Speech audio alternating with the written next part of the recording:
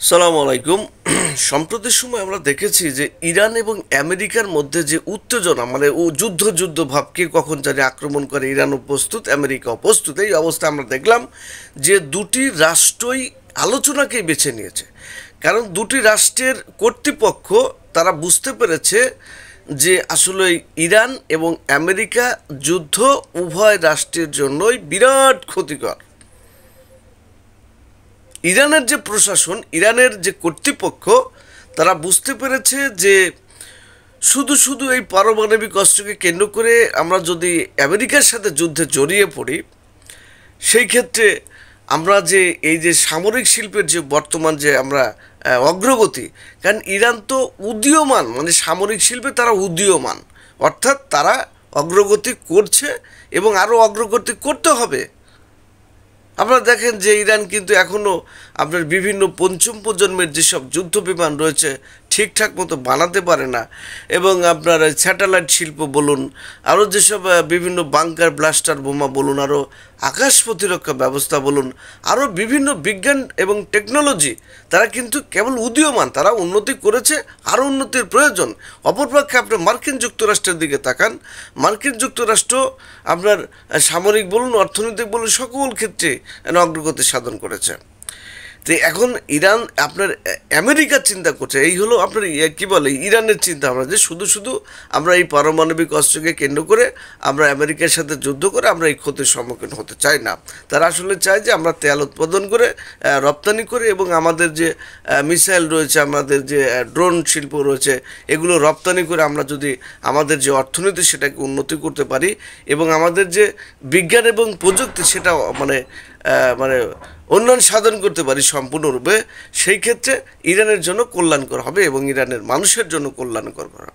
এবং অপরপক্ষে আপনার মার্কিন যুক্তরাষ্ট্র মানে তারা চিন্তা করছে যে এখন যদি আমরা ইরানের সাথে যুদ্ধ করি, তাহলে সেই ক্ষেত্রে আপনার মধ্যপ্রাচ্যে যে আমাদের সামরিক যে ঘাঁটিগুলো রয়েছে, সেই ঘাঁটিগুলোর উপর ইরান হামলা চালাবে, এবং আমাদের যে মিডল ইস্টে কর্তৃত্ব সেটা কিন্তু বিনষ্ট হবে। আর মিডল ইস্টে যদি মার্কিন যুক্তরাষ্ট্রের মানে কর্তৃত্ব নষ্ট হয়, সেই ক্ষেত্রে কিন্তু তাদের যে বিশ্বের যে আধিপত্য, অর্থাৎ এখন আমেরিকার সব থেকে মানে প্রতিযোগী রাষ্ট্র হচ্ছে আপনার ওই চীন, চায়না। সুতরাং ইরানের বিরুদ্ধে আসলে তারা যদি এখন পূর্ণ এই সামরিক ঘাঁটিগুলো নষ্ট করে ফেলে, তাদের আপনার সামরিক যে সরঞ্জাম তারা যদি নষ্ট করে ফেলে, সেক্ষেত্রে আসলেই পরবর্তীতে চায়নাকে কিন্তু আর ধরা যাবে না।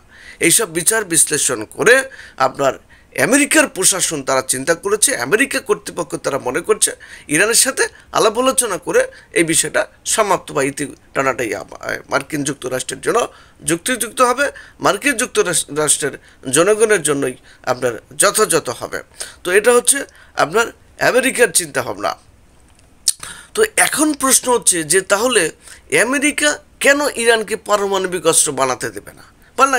আমার আমেরিকার কাছেও তো অনেক পারমাণবিক অস্ত্র রয়েছে, তাহলে ইরান বানানোর সমস্যা কী? হ্যাঁ, অনেক সমস্যা রয়েছে।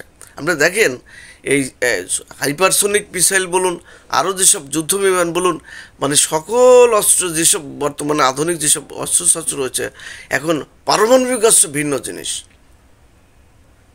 আমেরিকা মনে করে যে মিডল ইস্টে কোনো রাষ্ট্র যদি পারমাণবিক অস্ত্রের মালিক হয়ে যায়, পারমাণবিক অস্ত্রের ফোর্স গঠন করে, যে রাষ্ট্রটা আমেরিকার বিপরীত, তাহলে সেই ক্ষেত্রে এই যে আমেরিকার মানে এই যে 750 আপনার এই মার্কিন ঘাঁটি রয়েছে, এমন অনেক রাষ্ট্রে তাদের ঘাঁটি রয়েছে, এবং তাদের অনেক যুদ্ধ সরঞ্জাম রয়েছে, আপনার বিভিন্ন প্রজন্মের যুদ্ধ বিমান, আরও মানে কত ধরনের আপনার যুদ্ধ বাংকার ব্লাস্টার বোমা, আরও বিভিন্নভাবে তারা দেখেন যে মানে তাদের যে টেকনোলজি।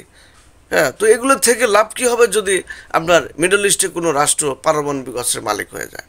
যার কারণে মার্কিন যুক্তরাষ্ট্রের মাথা মানে নষ্ট হয়ে গেছে। মার্কিন যুক্তরাষ্ট্রের যারা কর্তৃপক্ষ, মার্কিন যুক্তরাষ্ট্রের সামরিক বাহিনী, তারা কিন্তু আসলে চিন্তা করছে, মার্কিন যুক্তরাষ্ট্রের গোয়েন্দা সংস্থা তারা দেখছে যে যদি মিডল ইস্টে ইরান পারমাণবিক অস্ত্রের মালিক হয়ে যায়, সেই ক্ষেত্রে আমাদের যে সামরিক যে একটা মানে একটা টিম রয়েছে, এবং আমাদের সামরিক যুদ্ধ করার যেসব সরঞ্জাম আমরা তৈরি করেছি দীর্ঘদিন গবেষণা করে, দীর্ঘ মানে অর্থ খরচ করে, তাহলে এটা এটা এটা এটা এটা এটা লাভ হবে না।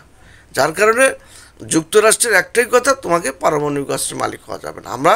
তোমরা যদি পারমাণবিক অস্ত্রের মালিক হওয়ার চেষ্টা করো, আমাদের যে সামরিক শক্তি রয়েছে পুরোটাই তোমাদের উপর খাটাবো কারো, বুঝতে পারছেন?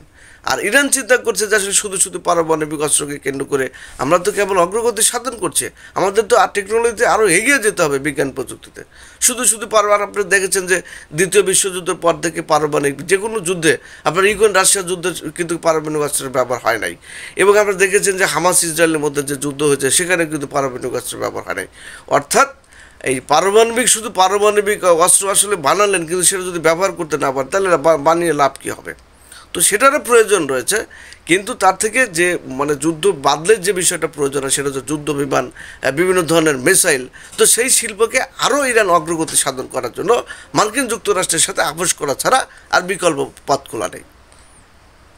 তো এই জন্য আসলে উভয় রাষ্ট্রই আসলে তারা চাচ্ছে যে আলাপ আলোচনার মাধ্যমেই বিষয়টা সমাধান করাই ইরান এবং আমেরিকার জন্য ভালো হবে। তো বিষয়টা বুঝতে পেরেছেন? তো এই জন্য আসলে উভয় রাষ্ট্র আপনার এই আলোচনার পথকে বেছে নিয়েছেন। আর এই আলোচনার পথ ছাড়া বর্তমানে আমেরিকার যেমন পথ খোলা নেই, ইরানেরও পথ খোলা নেই।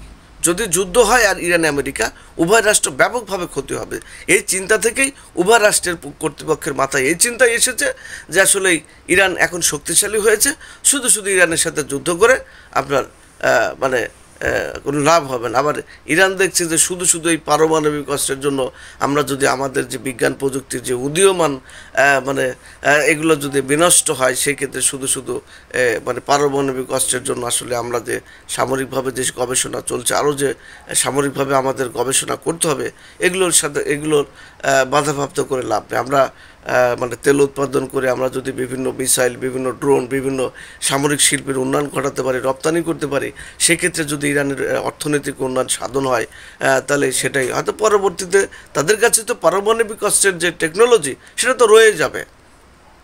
তো এইসব বিষয়গুলো মাথায় রেখে আসলে ইরান আমেরিকার সাথে আলাপ আলোচনার মাধ্যমেই হয়তো তাদের যে মধ্যে উত্তেজনা সেটা সমাধান করার চেষ্টা করছে। সবাই ভালো থাকবেন। আল্লাহ হাফেজ।